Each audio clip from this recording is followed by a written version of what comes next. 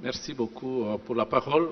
Je crois que les relations sont très meilleures entre les entreprises à capitaux chinois et la province du Haut-Katanga.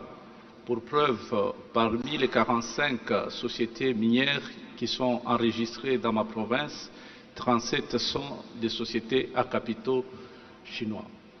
Donc, ça sous-entend que le climat des affaires au niveau de la province du Haut-Katanga se comporte très bien. Confère le baromètre sur le climat des affaires qui place la province du Haut-Katanga en tête comme meilleur milieu où les investissements sont bien protégés. Mais je voudrais plus aussi partager l'expérience par rapport au domaine des infrastructures, par exemple. Nous avions, depuis que les deux chefs de l'État se sont rencontrés, nous avions pu nouer de bonnes relations avec des sociétés qui construisent des routes chez nous et nous leur avons cédé du péage et actuellement une société qui a bénéficié du péage est en train de nous construire 150 km de routes sur une période d'une année et demie et puis une autre société vient de nous construire plus ou moins 40 km de routes. Et ça, c'est grâce à ces partenariats qui est plus ou moins pratique. Mais je voudrais aussi dire une chose, la province du Haut-Katanga telle qu'elle se présente, c'est une province qui a 6 territoires et l'exploitation minière s'opère sur 3 territoires seulement. Il s'agit du territoire de Kambov, du territoire de Kipushi et du territoire de Sakanya.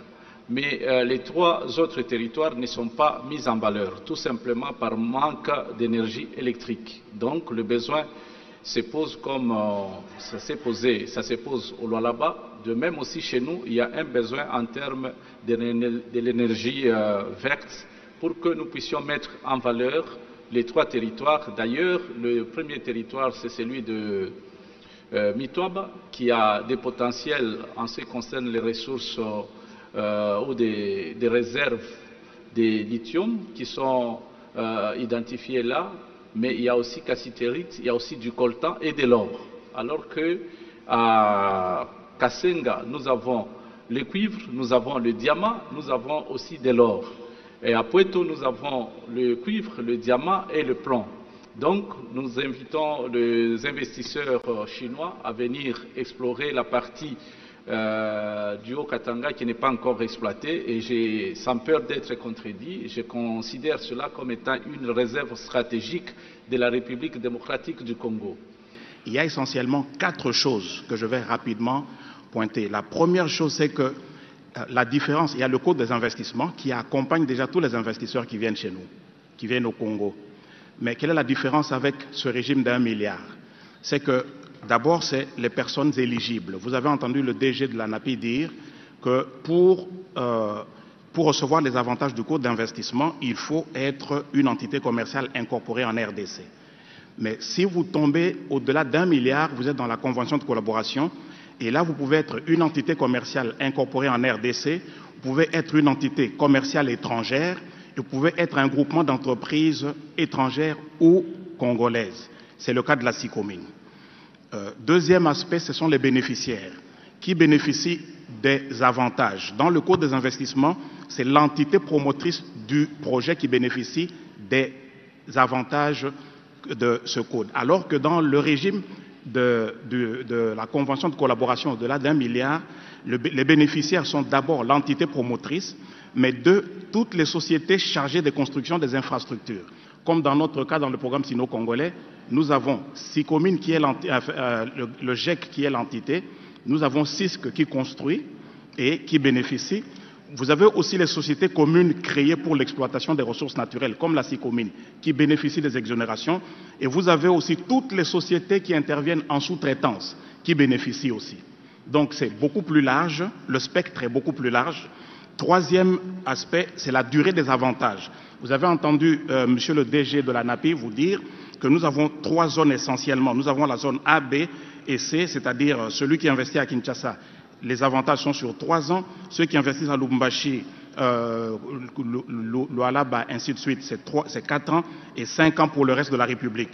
Eh bien, cette durée augmente, elle devient beaucoup plus longue en termes de convention de collaboration d'1 milliard, ça veut dire que c'est pour la durée de tout le projet jusqu'à sa réalisation ou jusqu'à l'exploitation complète des ressources naturelles. Et enfin, il s'agit de la nature et la portée des avantages. Le Code des investissements, tel que l'a si bien expliqué monsieur le DG de l'ANAPI, offre des avantages douaniers, des avantages fiscaux, et puis le régime d'échange. Pareil dans le code dans le régime de convention de collaboration, mais ici, en plus des avantages douaniers, il y a des avantages fiscaux, des avantages parafiscaux et des avantages sur les recettes non fiscales. Je crois que sur le culturel, il y a beaucoup à faire. Et d'ailleurs ici, je peux me permettre d'annoncer qu'en septembre prochain, le président Tshisekedi va inaugurer le centre culturel d'Afrique centrale, qui je crois qu'il est le plus grand centre de la région, construit par le gouvernement chinois pour 100 millions de dollars.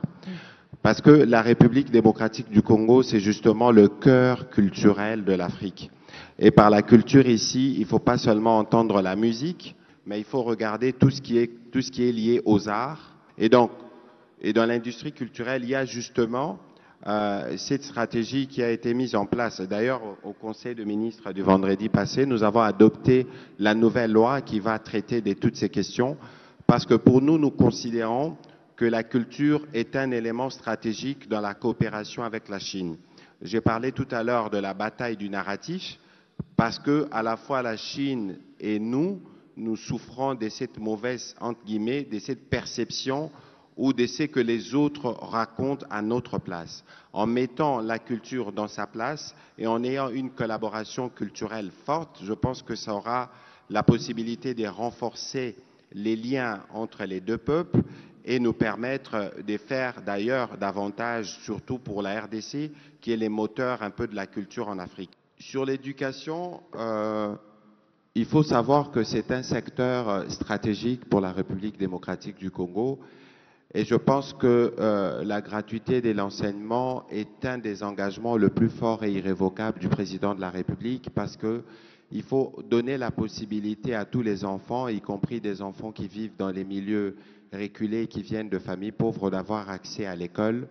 Et pour ça, depuis 2019, donc à l'arrivée du président Tshisekedi, il a concrétisé cette volonté de la Constitution après 13 ans. Et aujourd'hui, il y a au moins 5 millions d'enfants qui sont arrivés à l'école. La question de l'éducation, pour nous, n'est pas seulement la question au sens de ramener les enfants à l'école, mais c'est aussi la question d'améliorer la qualité de l'enseignement et l'accessibilité. La République démocratique du Congo est un pays immense où parfois des enfants peuvent parcourir de kilomètres à pied pour atteindre des écoles. Mais il y a un programme que le président de la République a initié depuis quelques années, le programme de développement local de 145 territoires. Et je pense qu'à ces jours, on a construit en moins de 2 ans plus de 1000 écoles dans le sens de répondre aux besoins de l'accessibilité. Ici, je vais terminer en insistant parce que nous avons, en République démocratique du Congo, besoin de construire par exemple 50 000 kilomètres de routes pour essayer de relier les pays. On a besoin de former beaucoup d'ingénieurs et s'il y a des capacités ou des bourses dans les options qui concernent les sciences de l'ingénierie, l'architecture, les bâtiments et les travaux publics ou des ponts et chaussées, ce serait intéressant de pouvoir consolider à ce niveau-là. Voilà, Monsieur le Vice-Premier ministre, ce que je pouvais donner comme élément de réponse à ces sujets. Je vous remercie. Le travail de l'ANAPEX, c'est d'abord d'essayer de montrer à nos producteurs comment est-ce qu'il faut produire.